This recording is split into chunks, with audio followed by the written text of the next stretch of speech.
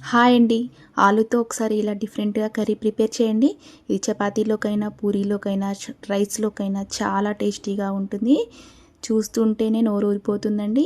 ఇప్పుడు ఒక ప్యాన్ తీసుకొని దాంట్లో ఒక 6 స్పూన్స్ ఆయిల్ వేసుకొని ఆవాలు, జీలకర్ర, ఉల్లిపాయ, పచ్చిమిర్చి, కరివేపాకు, పసుపు, అల్లం వెల్లుల్లి అన్నీ వేసి బాగా వేయించుకోండి.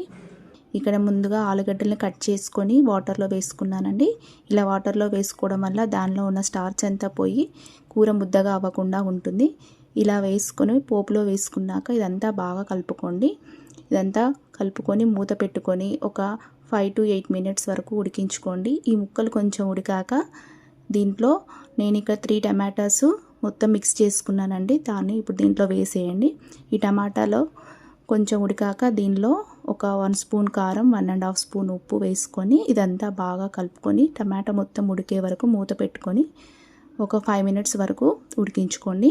దీంట్లోనే కొంచెం గరం మసాలా కూడా వేసుకొని ఇక్కడ నేను పెరుగును మొత్తం మజ్జిగలాగా చేసుకొని దీంట్లో వేసుకుంటున్నాను.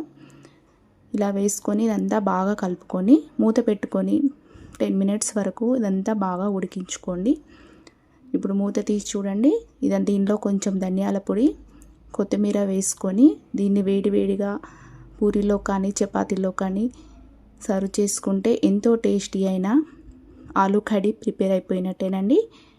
మీరు కూడా ట్రై చేయండి.